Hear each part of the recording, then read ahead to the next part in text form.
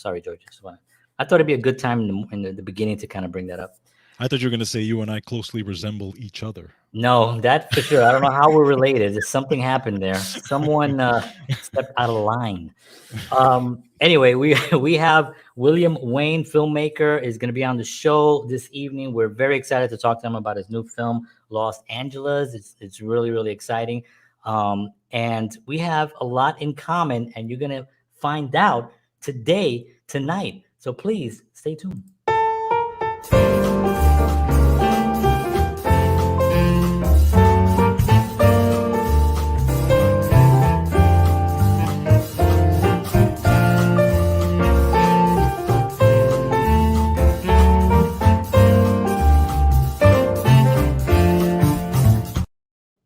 All right. Welcome. As I said, William Wayne is on the show, filmmaker, director. We're very excited to have him on. We'll be talking so much about his new film and filmmaking and film industry and everything film.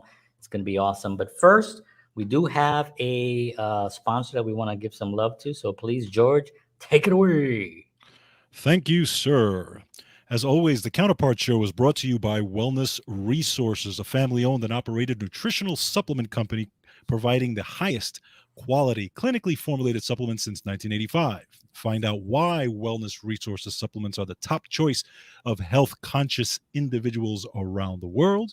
Make sure you go to myvitaminresource.com and check out all their supplements, which are fantastic. If you enter the promo code Counterparts, you will get free shipping on your order. And for February, they have a new promotion because it is Heart Health Month. You get 25% off all of their cardiovascular supplements for February. So make sure you check that out. All right, so let's talk a little bit about our exciting guest today.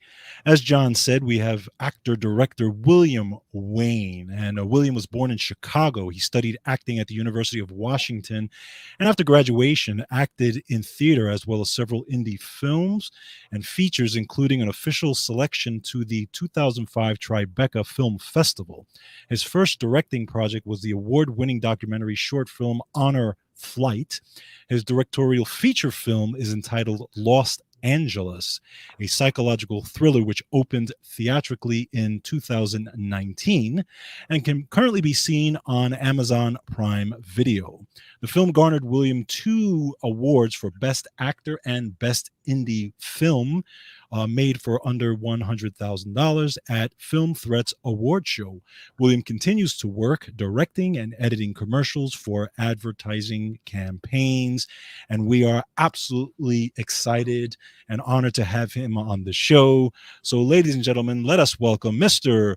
William Wayne. Woo! Thank you. All right. Great introduction. Thank you, George. Thank you. Absolutely, only the best.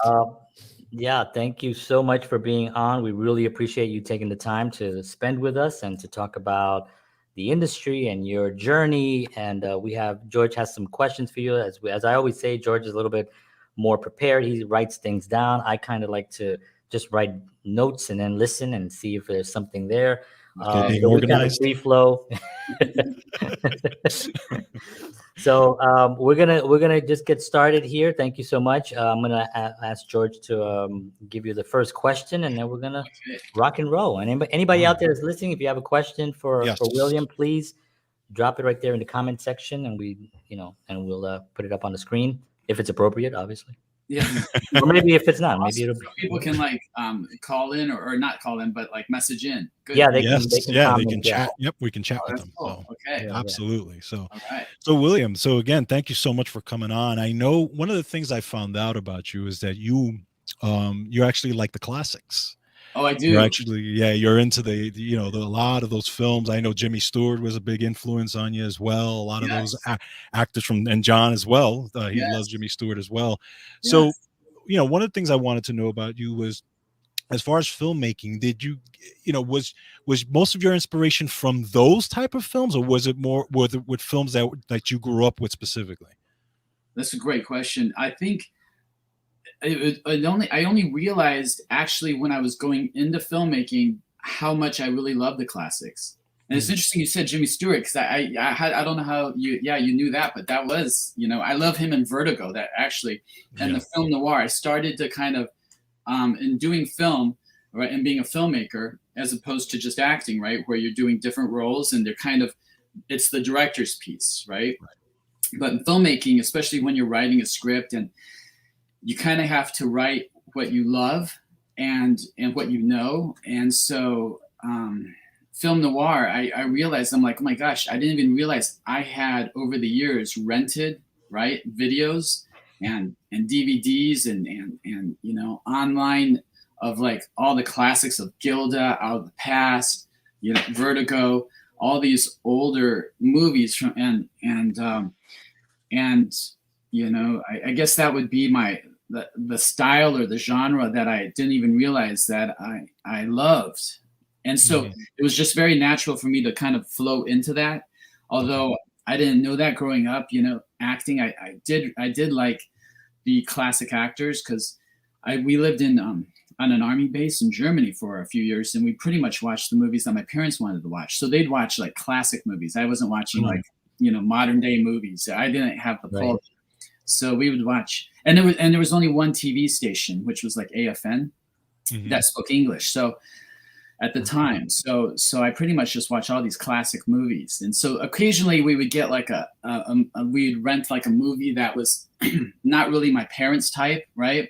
But like it would be like an old classic, and so I'd see like The Warriors, or or Streets of Fire, like that, and I'm like, who's Walter Hill? Like this is right. And then I'm like, oh, he did 48 Hours too, so it was kind of so that's kind of how it started. I actually, now that I think about it, because when I was living on a farm outside of Chicago, I didn't really watch many movies. It was really when we moved to Germany, and then the free time, you could either watch like German stations or you could rent movies. And so we rented, I think my mom's catalog of like her top movies, and we watched a lot of musicals because she loved like she liked American Graffiti, which is kind of a musical, but she also liked Singing in the Rain and all those movies too. So that's awesome. Isn't it interesting that like when you're young and you're gravitated toward you gravitate towards a certain thing, you don't realize that you're kind of building this future, you're building this repertoire of information that you're going to utilize later, and you have no idea.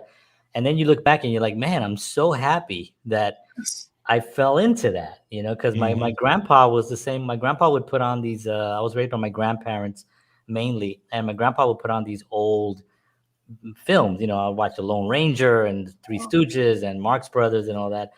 And I always, and it didn't, you show a black and white film now to a young person and they're like, oh, it's a black and white film. And my kids, they're kind of getting better at it now, but they generally don't want to see a black and white. But for me, it never really, because I always watched these old, even though that we had color TV, but it was a wonderful opportunity that was given to me, and that you just learn to embrace it. I could not agree more. Luckily, we were there at the time when I did want to watch what they were watching, right? I did want to watch. My dad's like, well, let's check out From Here to Eternity. And I'm like, oh, what's that about? And it's black and white. And I didn't really, I think I probably was like, oh, it's black and white. But then I was like excited to be watching a movie with them. Yeah, that's cool. Right. So, a few years later, maybe I would have been like, black and white, I don't want to see it. But I was at the right age, where you still want to hang with your folks and learn, from your folks. So, Exactly. Yeah. But that's so true. I never thought like my wildest dreams would have been like, oh, I'm going to go pursue acting. I'm going to go pursue filmmaking. That was like the last thing on my mind. Yeah. And you're getting all these journeys, like when you're watching a film and you're seeing these arcs and you're in these fantasy worlds, your mind as a child, you absorb those and you kind of start thinking. And when you get old enough, you're like, I wonder if I can tell a story, and I love it. Yes, so true. So true. Oh my gosh. Yeah. I definitely only thought I was interested in acting, but then little things happen in your life that kind of push you and nudge you along. And then the next thing I know, I just was shooting short films, and taking classes to learn filmmaking, because up until that time I was only learning and concentrating on acting, just like trying to stay focused so I didn't get distracted on other things. Right. Yeah. It's interesting because you watch those movies with your parents, and it's funny because my mother, when I was a kid, would watch all these black and white movies. She loved she had all the VHSs of all these movies and stuff, and I was never interested. But the one thing that actually I got interested was when I had film class in high school. Oh wow. And I started seeing Angels with Dirty Faces and then Psycho and all these things where they started breaking those films down. And I was like, holy cow. These are things that I did. And then from that point on, I started to watch the classics more, because you get this appreciation that, I didn't know. My mother really didn't know too much. She just film was a film. Right. But when sometimes when you get a film class like that and it breaks it down, I was like, I couldn't believe that there was so much involved in filmmaking. And that was kind of my introduction to old films and filmmaking in general. That's great. That's a great story. You know what? That's true, George. Because like sometimes my parents would tell me, they were like the TCM of like they would do a little intro for me, because I don't know about this movie. And she'd be like, let me tell you the story about Ben-Hur and how this was made and blah, blah, blah. Right. And so I'm like, okay. So I was getting these little introductions from her. But, that's what's great now is that they have all these intros, right, of people that were filmmakers talking about it. So you can almost watch all these on YouTube. I know. Right. Right. And so I was watching one of your podcasts where you're talking about social media, and I was like, gosh, I'm not really so much on social media, but I am on YouTube looking at all these interviews, right, of all these filmmakers and how these films were made, or the world at that time, right, which brought you to that film, or why that film resonated, because, it was right after World War II, or Casablanca was actually written right before the war, or before America got into the war, right? And then it came out right after we were in the war. So it's like and so some of these films kind of to hear that back story is interesting, fascinating. The film really comes with when they call it a period piece or some, it really is. It doesn't have that time, that moment in time is captured, not only what we see on the screen, but everything that was behind the scenes, everything that was currently happening in the news, the director's emotional state because of what's currently happening. So there's so much going on that when you really break down a film like George mentioned, Psycho, you can have a whole series just breaking down that film, because that film has so many moving parts. And so many challenges that he went through, or Apocalypse Now, or The Godfather. These films that documentary is pretty fascinating too, on the Apocalypse Now, huh? Oh man, that thing is like, I don't even know how they made it. I know. You look at it now, you're like, how did they even get through that? Everybody was bitten and almost dying. I was just talking to my actor from Los Angeles, John Jacobs, and he plays the antagonist in the movie, Walt Warshaw, and we were kind of talking about a scene that he did, which when I was talking to him about it in pre-production, I was like, well, this is kind of like the Apocalypse Now scene where, Martin Sheen, is in the mirror and he's looking at himself in the mirror and he kind of goes wild and he punches the mirror and this and this. And I could see him, and John is British originally, and I could see him just like really kind of getting into it, and thinking. And I thought but he says, I'm kind of method in my approach, but then he says it with a British accent and you're like, okay, but he's really a British actor, right? Right. Instead of like running around the location and then they're supposed to be out of breath, they just acted, right? So that's what he's going to do anyways. Right. And then we get to this kind of grandiose scene and he's at the top of the stairs and one of my assistants, production assistants, comes to me and she goes, yeah, John was wondering if I could go to the store to get Jameson for him. And I was like, Jameson? I guess, Because in the scene, I wrote... He's really method, huh? Yeah, in the scene, I wrote down that the character was completely drunk.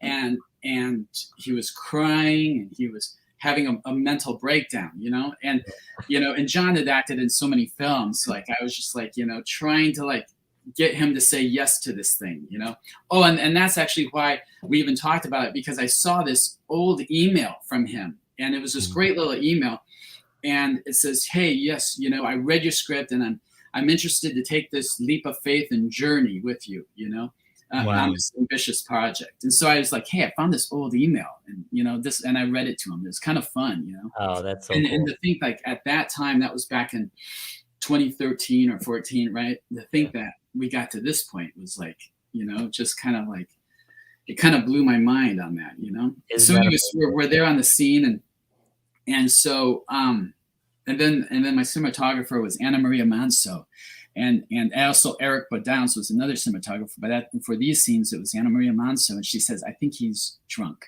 and I'm like, "He's not drunk." I tell you what he's doing. He's doing an old acting technique. He's grabbing his his cup of whiskey, slashing it around in his mouth, and probably spitting it out.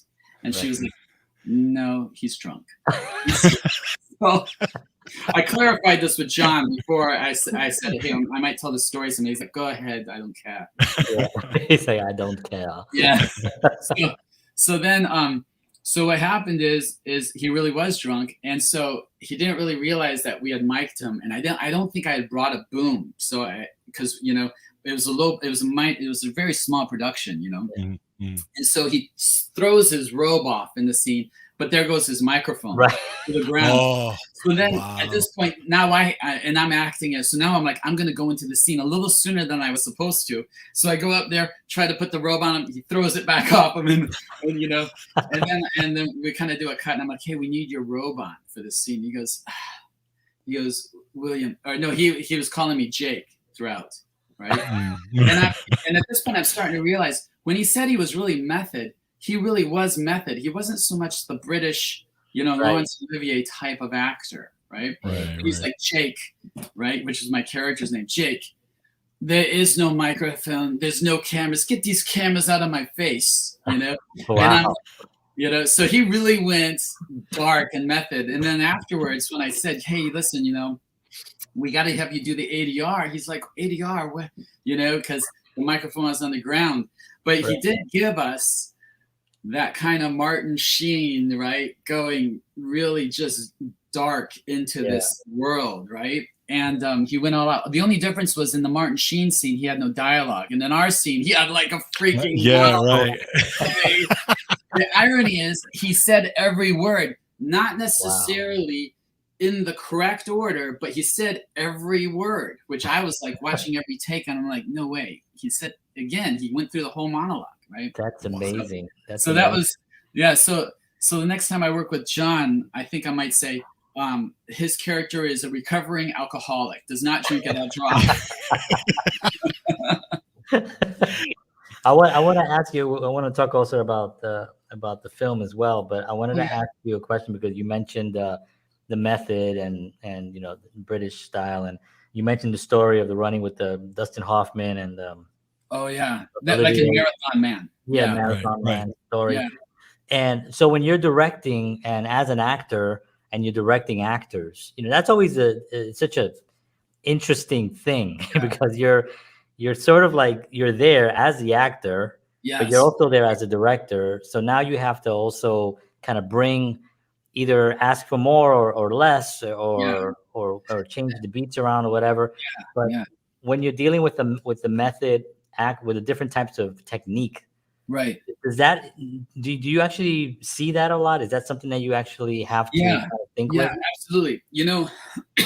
I relied a lot on Anna Maria Manso, who was a cinematographer, and Eric Bodowns, because although I had jumped into the screenplay and I was taking classes for screenplay and writing, and I was taking filmmaking classes, my knowledge on acting, right, as just far as knowledge goes, because I was studying with like some of these really great acting teachers, right, in Los Angeles at the time, and then I studied at the UW.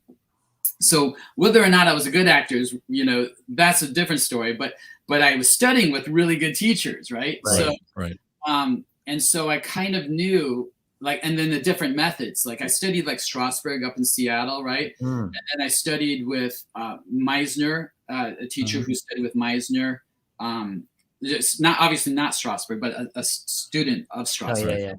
And then so I was aware of the different methods, and then the UW had their own method that was more it was a different, like, altogether.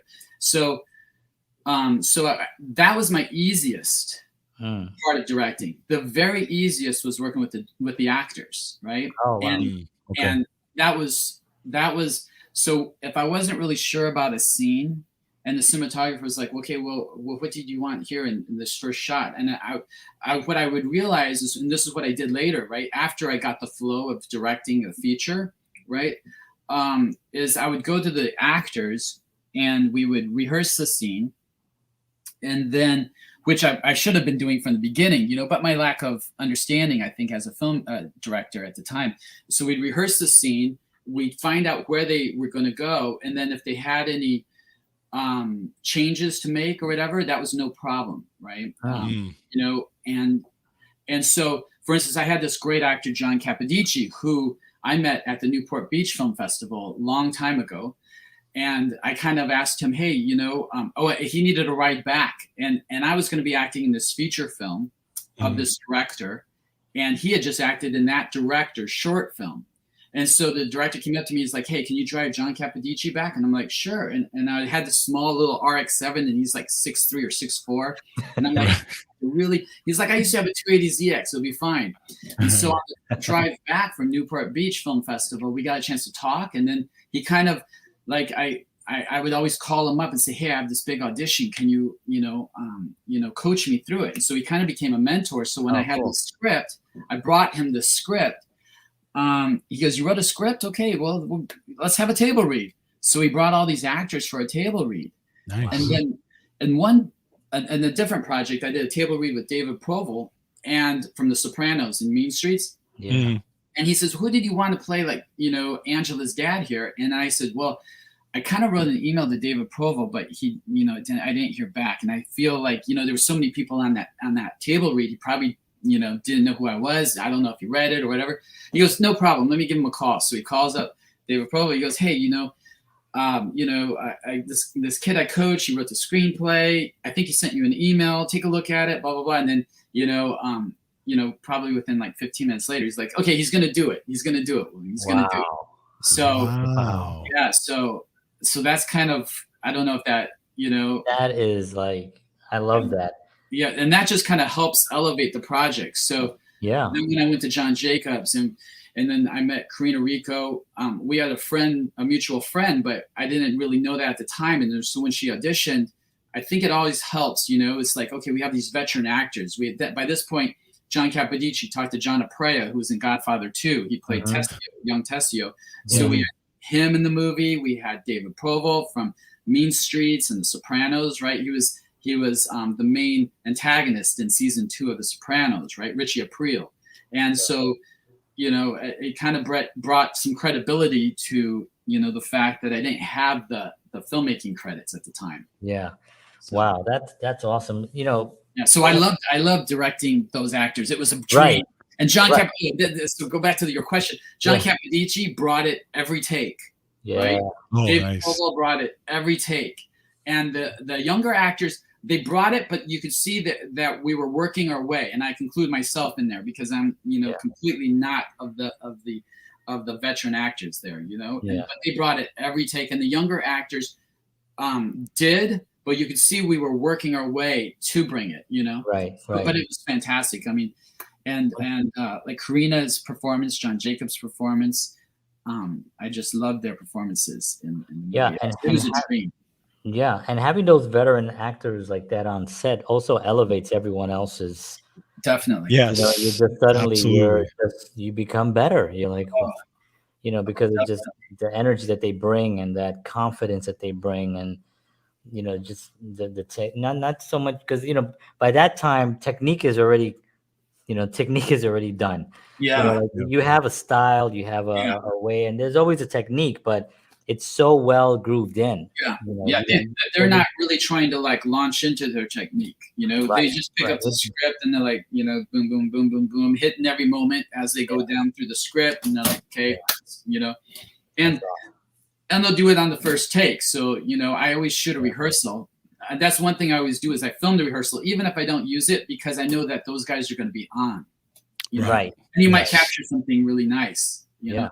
Yeah. So I always say, okay, we're going to do one rehearsal and then we're going to do the take. And they're like, okay, you know. Wow. So, but yeah, they bring it. It was so fun to watch them. It was such a great learning experience, you know. And the learning experience, even if I didn't really see it on the when I was there on the set, in the editing room, I'm just like, wow, you know, every take these guys are just on, you know. And I had Charlotte Lewis, who was in The Golden Child with Eddie Murphy, right? Yeah. She was, Oh, wow.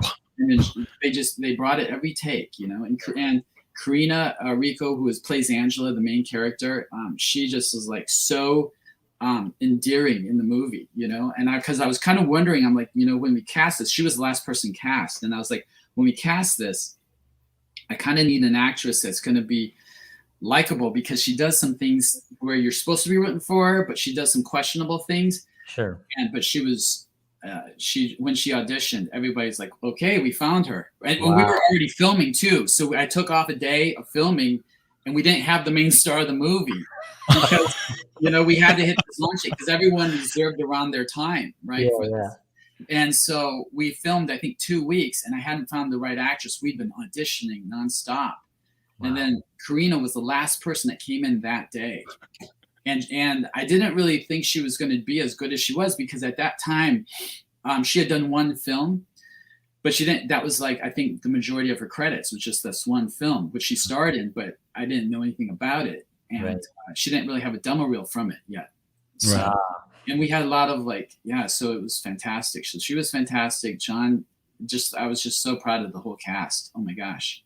That's such a great thing to hear, because there's so many independent filmmakers out there that are struggling trying to put teams together, you know, and that's really one of the challenges, because you know, there's so many moving parts in making a film. It's not, when you write a script, man, and you start that process, it's sort of like you're looking at Mount Everest and you're like, how am I ever going to even get this done? But when you have energy, when you have positive energy towards that, you're going to pull in the right people. And everything that you mentioned was exactly what happens. And you hear all these stories. I love watching documentaries of filmmakers and how we just talked about on YouTube, and all the story behind the projects. That's the story, what you just said. You know, it's like, and then I'm driving, I'll drive him back, and then you make the phone call, and you know what I mean? It's like that, and just going with it and letting the universe kind of give you the opportunities, and you being bold enough and confident enough to take it. Yes. Right. Exactly. Yeah. It's the saying yes, right? I'm a young filmmaker, and yes, let's do it. You know, and it's interesting because I'm pretty sure when you win the awards and you're like, wow, I actually got to that point where I'm winning the awards, you're looking back and seeing all these things that had to happen and come together, like John said, energetically for it to get to this point. You know, it's got to be an unbelievable feeling. Yeah. You know, oh my God, you know, it was, I had, you know, and I relied on so many people, and it's a good point you said about the crew. You know, I relied on so many people.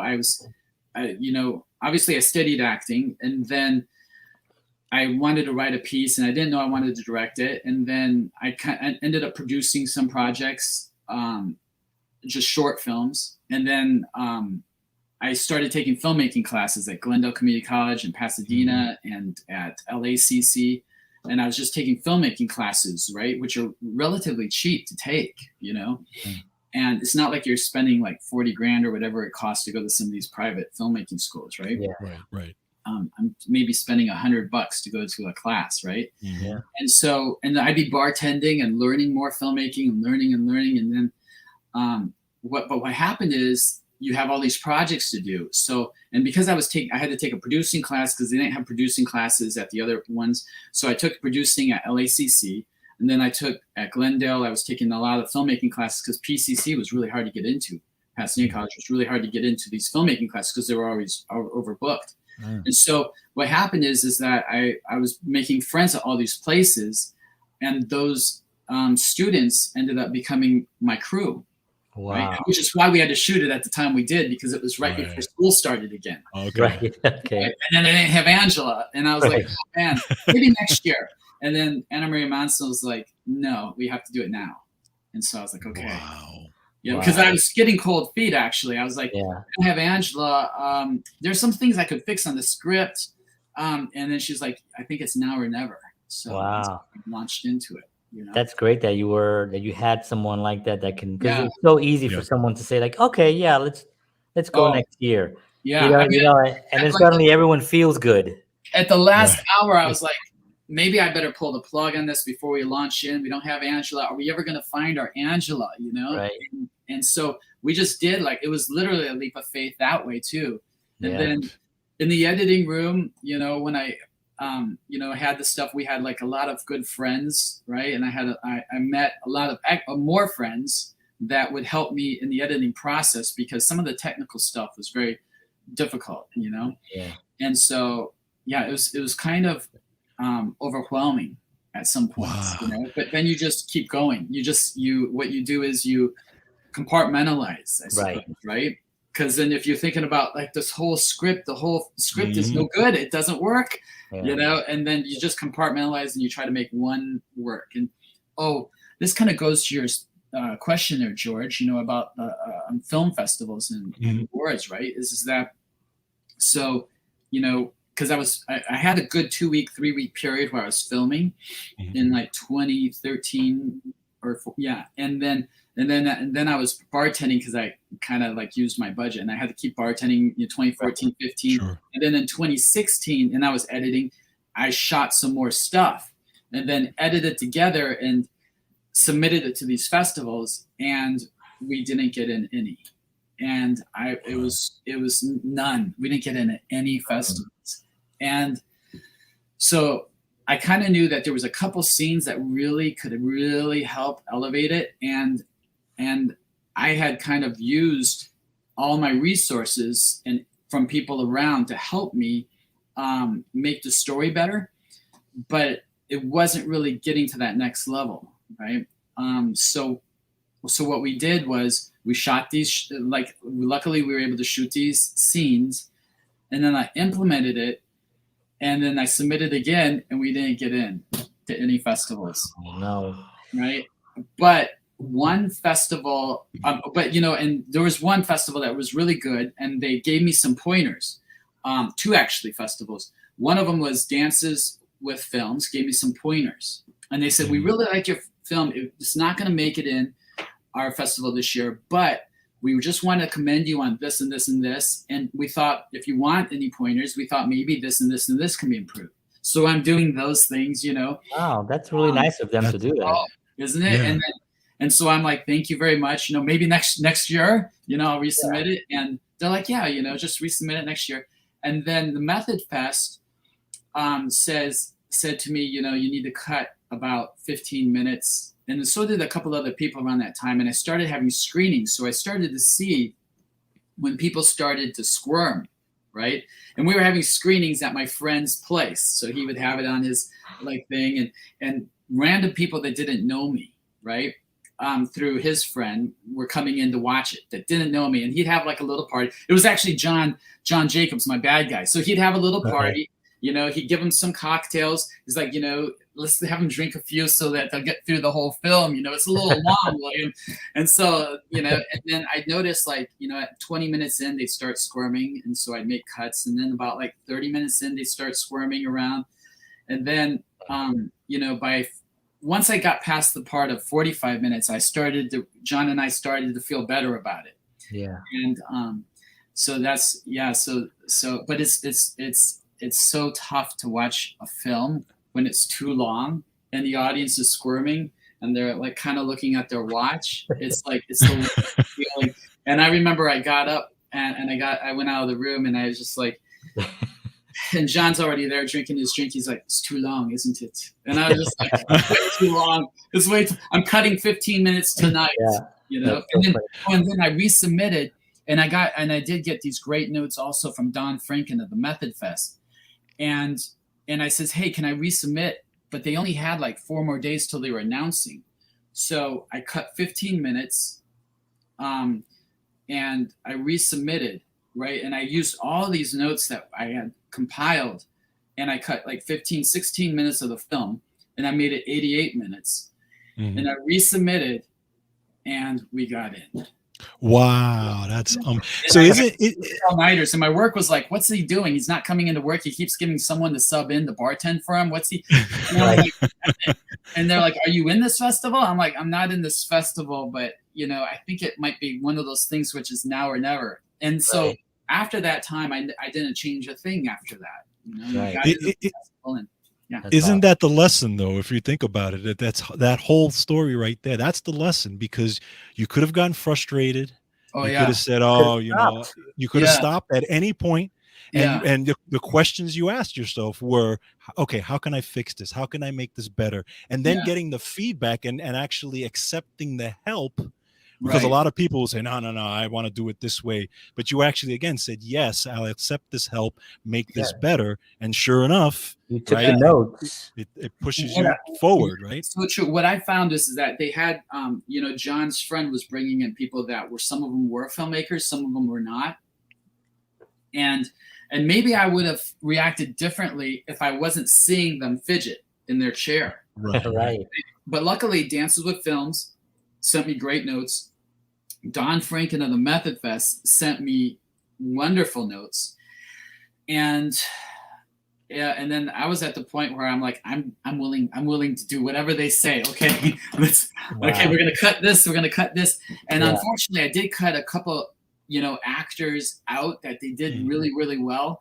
And so I'm definitely going to be asking them to be my next one, you know, because I did cut 15 minutes, you know, and so that was the only downside. I was trying to keep everything in, but you know, if you keep everything in, sometimes the whole thing sinks, unfortunately. Yes. Right? That's why. And it's not because of the performances, it's because the story, when you're writing it, makes sense, but then you're watching it and you're like, oh, this story goes lateral, right? You don't need it to keep going forward. Right. And I think also when you're writing, you know, sometimes characters show up and, you know, I'm sure it happens to you when you're writing a character and the character wants to say something different than what you want them to say. Yes. And it's kind of going off the rails a little bit. And you're like, why are you acting this way? I'm trying to get you. The point is this, you know, and then you put it, but you want to have them in there. So you put them in there. And then that's sometimes when those characters kind of, and, you know, but to your credit, man, you know, I know so many filmmakers or even musicians that just stop. Right. They get frustrated and they stop. But you took the notes. Right. And this is the part that really, you know, anyone listening right now, you're a filmmaker, if you're an actor, if you're a musician, if you're a whatever, anything having to do with the arts, you know, you have to keep going. That's the part of it. And you tweak things and you try to figure it out and you test it, you know, in front of people. And you know, for me, it's always interesting to see, like I'll write some comedies and I'm watching with, you know, in the back quietly while people are watching it. And then people laugh at different parts. Yeah. I'm like, I was like, I guess that is funny, but it wasn't when I was writing it. I didn't think it was going to be funny, but that part seems to be funnier than the part I wrote that was supposed to be funny, you know? Right. That feedback, you know, is priceless, you know, and you can make those necessary changes. That's kind of a fun thing too, is when you're watching with an audience and they find things that were funny that you're like, I didn't know it was going to be acted that way. I really didn't.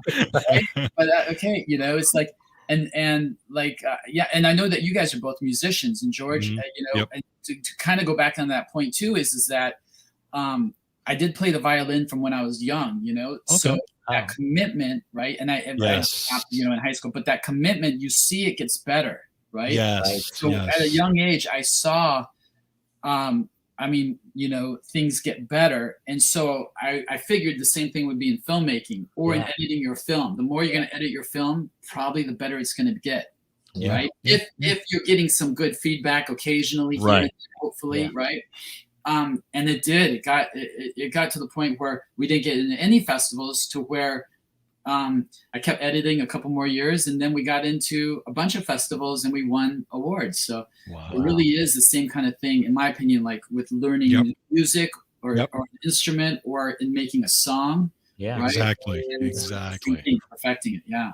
And I love the fact that, you know, that this is something that really could be utilized by young filmmakers, musicians, because one of the things that concerns me a little bit, I have two kids, and you know, the eighth place trophies and kind of things like that, where if you had gotten in because everyone got in, Right.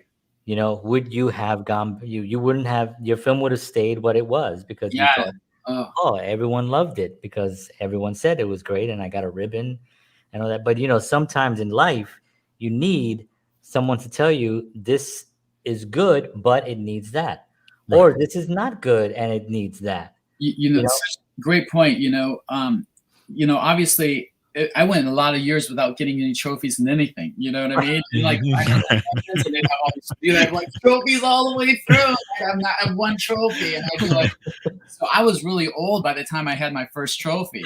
You know? Really old, right? Because you're supposed to get them in little league or this or that. I didn't get, you know. And so, anyways, so but I told John Jacobs, the bad guy, and I said, hey, John, you know, because he was asking me my aspirations. I said, my aspirations is to just complete the film and, you know, hopefully it gets into a festival, you know. And I said, because, you know, it's made for under $100,000, much less than that, you know. Right. And I said, and, you know, our crew's full of community college students, you know.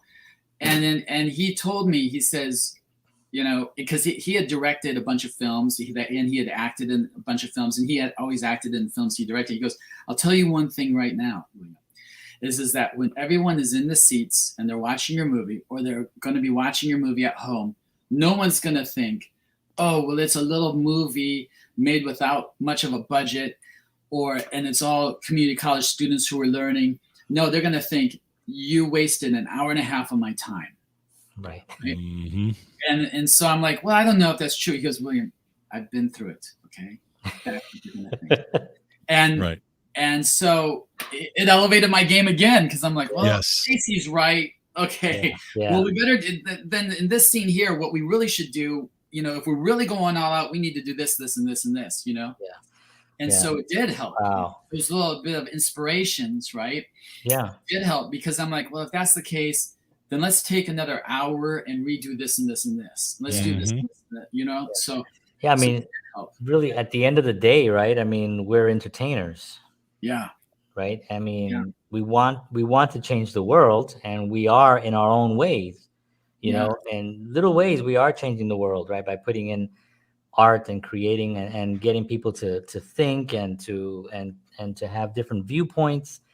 But at the end of the day, people want to leave the theater and go, wow, that was fun. Who wants tacos, right? Because that's the extent of it sometimes, unfortunately, right? And sometimes they'll go back and say you should watch that film. And that's another thing, you know. But we are entertainers, and so sometimes, you know, we want to, like, I've been guilty of like having scenes that are too long because I just love the way it looks. But then you realize, well, there's nothing happening there. It is great camera work, everything was fantastic, but you know, it needs to be chopped, and sometimes it hurts a little bit, especially if you're chopping dialogue from someone, or even cutting out someone. That's really hard, you know, but it is part of the process. And you always have that other cut, you know, but now that I made the cut that worked, right, I don't even want to see the other cut, to be honest. Again, it's really weird, you know.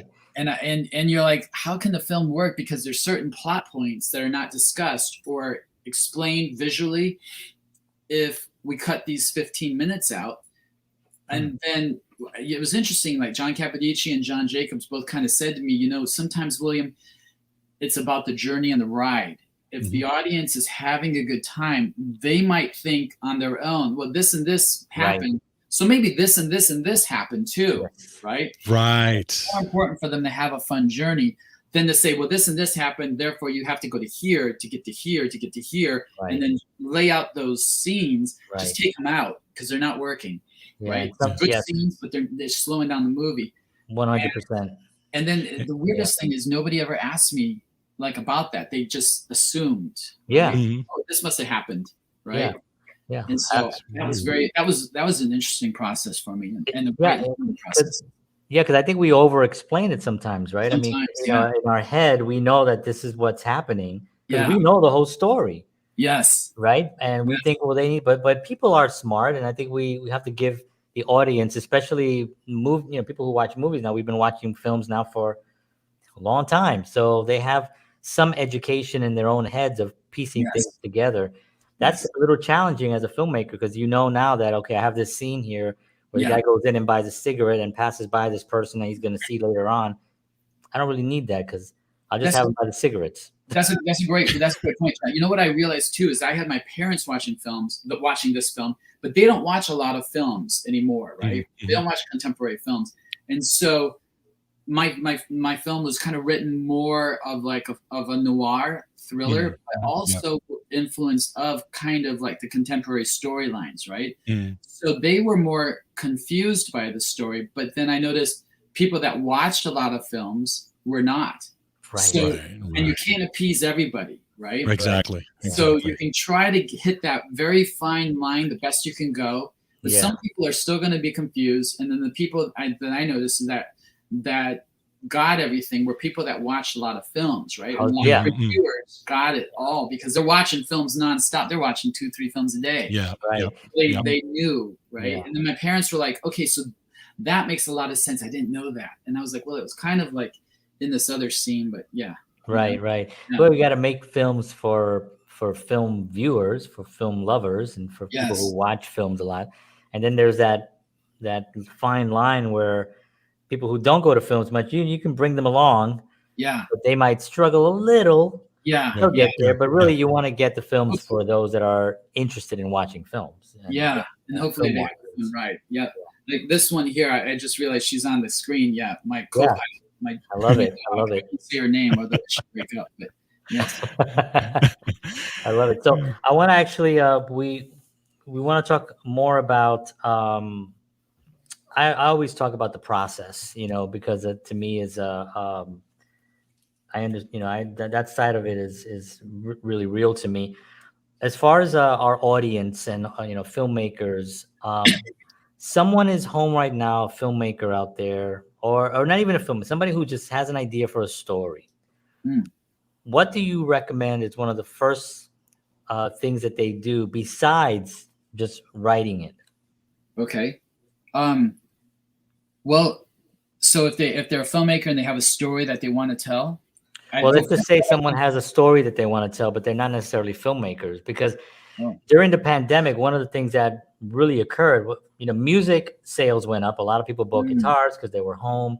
A lot of films got watched. And during the process, a lot of people were interested. I think I'd like to make a film. And people started writing, and then all these film festivals, online festivals came up, right? Right. I think it was just a lot of people that were at home and always had it in the back of their mind, and I always think that it's much best to have is that terrible? It's good enough. It works, John. So we just go with that. I think it's much best if if people just create art and create films, and if you have a story to tell, do it. I always say write down a synopsis or write down something, and then try to figure out how you're going to shoot it. I love now I noticed, like, on my film crew, they were figuring out problems, right? Technical problems on their phone, just going straight to YouTube, right? Interesting. I kind of like the old school because my parents were both teachers, right? My dad was an art teacher, so I learned a lot of the art process and the artist's way through him. Awesome. But I do like to be, me personally, like to be in a class. So like in screenwriting, I wanted to see a class. I wanted to know the first act, second act, third act structure. I didn't want to get lost in the second act, which happens in a lot of student films or indie films or big films even, Right. I didn't want to get lost in the second act, and I wanted to learn filmmaking through a class. But after I took those classes, then they didn't really have like the next level. So then I'm just sitting there scrolling through YouTube, trying to like learn the next level, right? And learn stuff about what to implement into a character, right? Development, and have the character arc, or have that character not have that arc, right? And how it can weave into the script. So yeah, I think personally, if you have a story that you want to tell, right? And I don't think it's nice if it's a story that you want to tell that everyone wants to see, but I think it's more important that it's a passionate story to tell, because there's probably nothing worse than writing something that you're not really interested in. Exactly. And then having a structure. Like I did a music video last year, and the artist was on an album that was nominated for a Grammy. And even in that, I found myself saying, okay, this is the first act, and then we have to have the second act where she goes on this journey on her tours, right, in the video, where she's going to, LA, to New York, to Africa, and she's going to these different places on her tour. And then the third act will sum it up back here. So I didn't think of that like planning it out like that necessarily, but I just kind of like, I think we need a first, second, and third act in this music video. You know what I mean? Right. And I think it played better that way. So even in a music video, I think a first, second, and third act is necessary, because in the scripts that I write, they really go, they go rogue anyways, right? So that structure, right, that I can rely on. And having done my first film, where people are like, your film went way off here, and then it goes way off here. You should have had a structure. I'm like, well, I did have a first act, second act, and third act. It's just, I went off from it, right? So I personally feel the first act, second act, third act structure, which, I studied on YouTube videos. I watched, people talking, for everybody, all these filmmakers talking. I read books on it. And second act journeys are important, because if you're always looking for Angela in the first, second, and third act, and you're always looking for Angela, it gets really, really old. So what happens is, in the first act, you have that lock-in at 30 minutes. If it's a 90-minute film, you have that 15 minutes, you have your inciting incident, and then 30 minutes, you have that lock-in.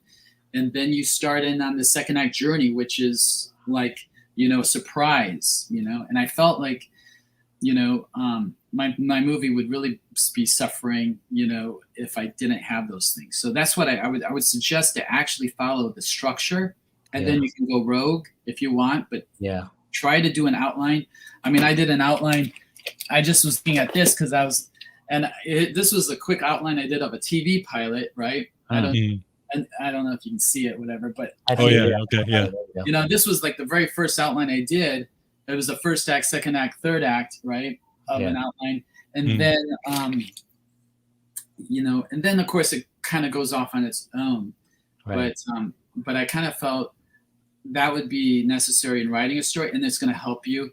And then the script is its own entity. Then the filming process and directing is its own entity. And the directing is a completely another film. I mean, the editing is a completely another film. Right. And if you wrote it yourself, then you don't have to worry, because really all you have to do is just make it work. Right. Right. But what was up here, try to see if you can put it. Yeah. Because some things that were in the script that I felt worked and people liked, it didn't work by the time I was editing. Interesting. Yeah. So what I did was I took those parts out that actually worked when you're reading the script. It was kind of like a surprise to me. Yeah. So it's like its own movie, really, the editing. So those three parts are different, like almost own movies, like your script, then the filming. Yeah. It's like you're filming three different movies almost. And also YouTube, I mean, it's really an educational tool. I mean, how fortunate, are we to have the tool that we can go there anytime and just, pretty much anything that you want to figure out. I loved watching your videos where you're interviewing like William B. Davis and Dee Dee Pfeiffer. Yeah. I mean, that was like, those are like heartfelt, her interview too. It's like a heartfelt interview. I was just like, wow. Yeah, and it's also fun because people, when they're researching, Dee Dee Pfeiffer or the show that she's on right now on Netflix and stuff, that video pops up and then you can see and it really promotes her and the show. And but YouTube is amazing. We're at 54 minutes. Wow. Wow. Yeah. That Well, happens. It happens every week. It happens to us when Yes. when we're having a good time. But you mentioned the music video. Can you talk a little bit about that, because that's awesome. well, it was for this song called "We're All the Same," and the musician is Snook Nook. She's a children's artist, and she actually also acted in my film. And so last year she asked me to direct that music video. So that was kind of fun. And so it was on an album that was nominated for a Grammy, a children's album nominated for a Grammy. Wow. And yeah, and so we won some awards for that one. It was kind of fun. That was great. And what's nice about that is the turnaround's really fast. You know what I mean? Oh, As opposed to years and years, 5-6 years doing a feeture film, trying to make the story work. It's like the music video, the turnaround's really fast. You're down there shooting 2 days, and then for the majority of it, and then the editing, you might edit it in a week, and you're like, I think it's already done. I know. Yeah. I've done a few music videos, and you feel like, am I missing something? Right. And part of it is because the music is already completed, so they're lip syncing, and you have the playback, and all you're doing is capturing images. So there's a lot of things that you don't have to worry about. That's right. Like capturing sound. That's right. Which is like a huge thing. If your sound is off, your movie is done, right?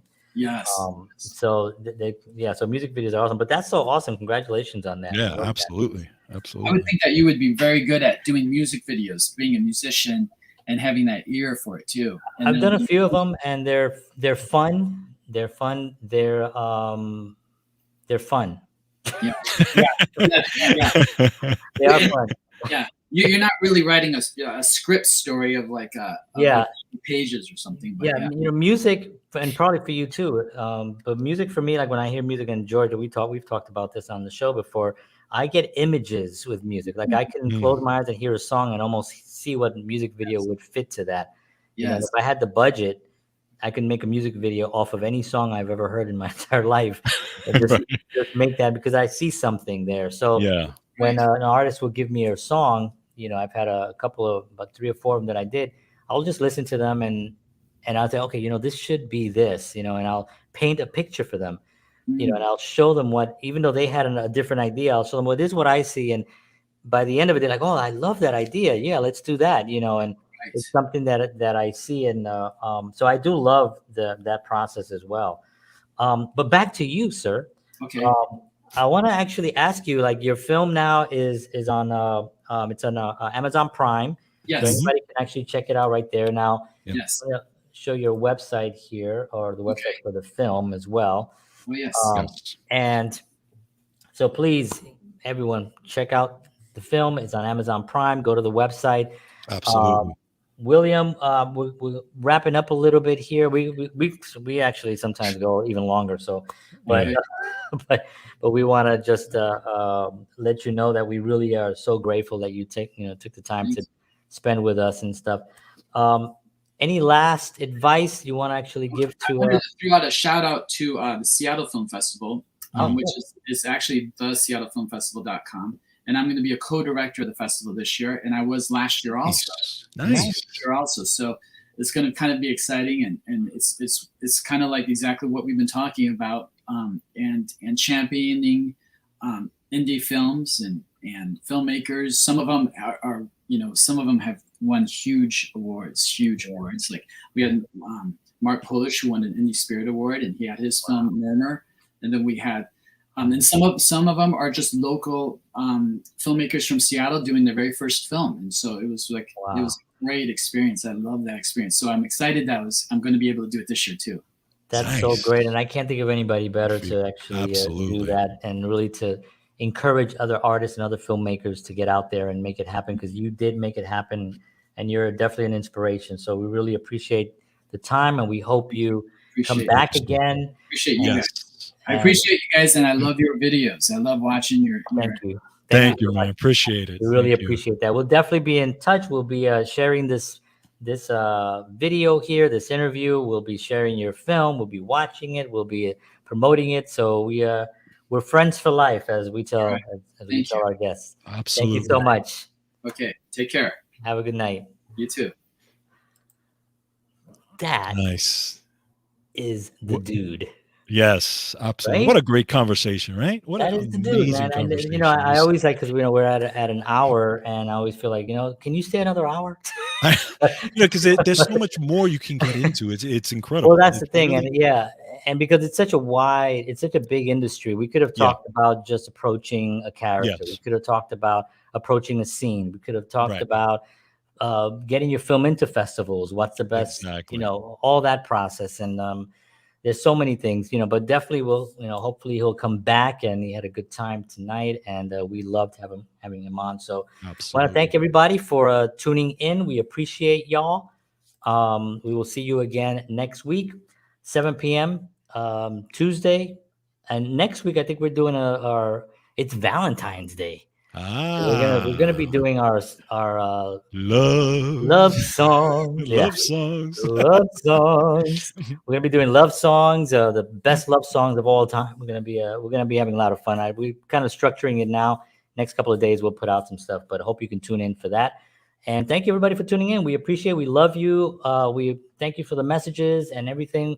It's been really, really a pleasure to be here and to do this for you guys. George, as always, thank you very much. Thank you, sir. And we will see you all next week. Take care, and as always,